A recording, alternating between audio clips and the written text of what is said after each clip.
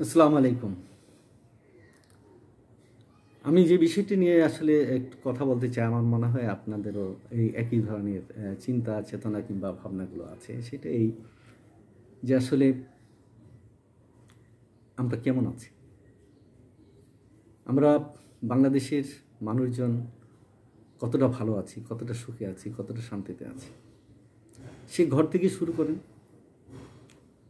আমি কি আমার পরিবারের প্রয়োজন মেটাতে পারছি? অন্যায্য নয়, নিজ। যদি পরিবার থেকে বলা হয় যে বাজার থেকে এই জিনিসটি নিয়ে আসো, আমরা অনেকেই কিনতে পারি না। বাজারে যাই, ইলিশ মাছ খেতে হবে।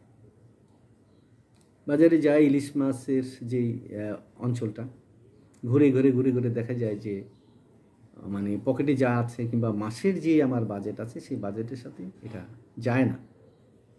কিংবা বলা হলো যে গরুর মাংস যদি পারো নিয়ে আসো, গরুর মাংসের এখানে যাওয়ার পরে দেখা যায় যে ঘুরে ঘুরে ঘুরে ঘুরে এটা একটা কৃষি প্রধান দেশ, নদী নালার দেশ, অবারিত মাঠ, সবুজ ঘাস ইত্যাদি ইত্যাদি ভর্তি। সেই দেশে গরুর মাংস যদি 700 টাকা করে কেজি, ছাগলের মাংস যদি 1200 টাকা কেজি হয়, তাহলে ওই বাজারে যাওয়ার পরে পকেট সাপোর্ট করে না, ফিরে আসতে হয়। এরকম প্রতিটি জিনিস যদি এভাবে ধরে ধরে বলি তো প্রতিটি জিনিস আপনারা সবাই জানেন। সেই সাথে সাথে আপনি ঘর থেকে বের হবেন, আপনি নিরাপত্তার বিষয়টি, আপনি নিরাপত্তার বিষয়টি যেখানে সেখানে আমরা কেন হিংস্র হয়ে যাচ্ছে? রাস্তায় একটা কোনো ঘটনা, সামান্য একটি ঘটনার কারণে একজন আরেকজনকে মারছে। ওদের সেদিন দেখলাম চিটংয়ে গান গেতে গেতে একজনকে মেরে ফেলছে। ঢাকা ইউনিভার্সিটি আমাদের শ্রেষ্ঠ ইউনিভার্সিটি, বলা হয় যে প্রাচ্যের অক্সফোর্ড। আরে প্রাচ্যের অক্সফোর্ডের সাথে নামই নেওয়া উচিত না।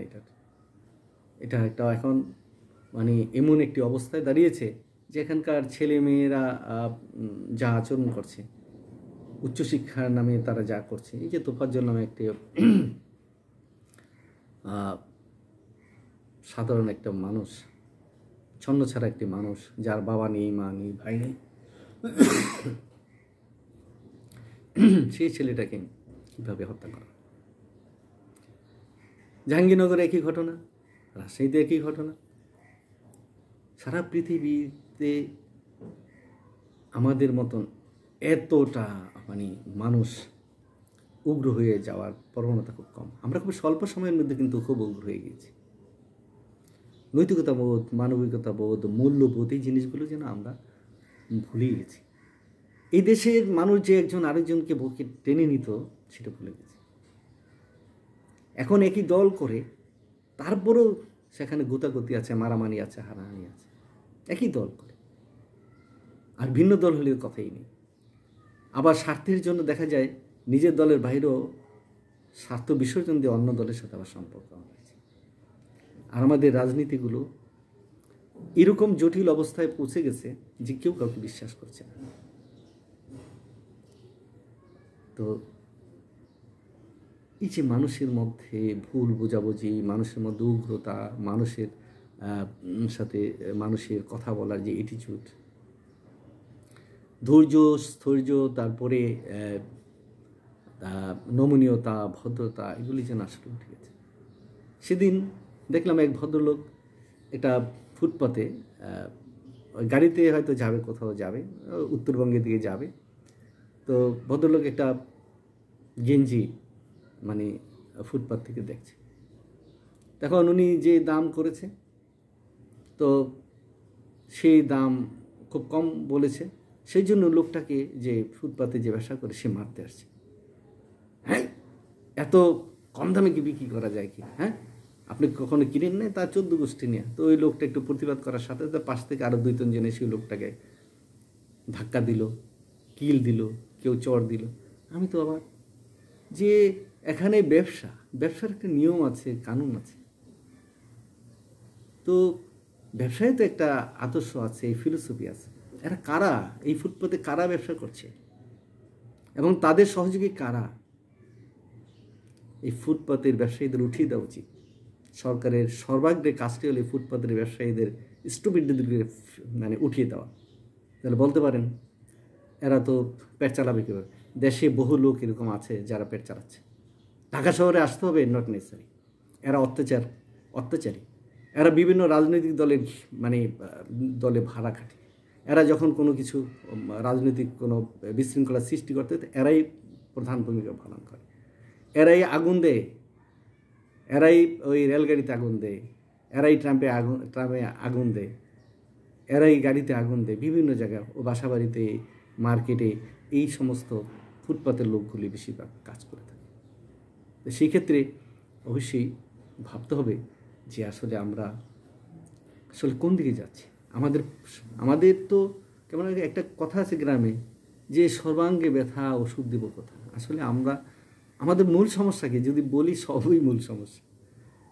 যে সমস্যাটাকে প্রধান দেখে সেই বলবে এটি মূল সমস্যা, কিন্তু আমাদের আর মূল সমস্যা তো আছেই, সেটা হলো মানবিকতার বিকাশ, মূল্যবোধকে সংরক্ষণ করা, মূল্যবোধকে বাঁচিয়ে রাখা, মূল্যবোধের চর্চা করা। সেই জিনিসটাকে আমরা করি না। সেটা শিক্ষিত অশিক্ষিত সর্বজনীন। তো আমাদের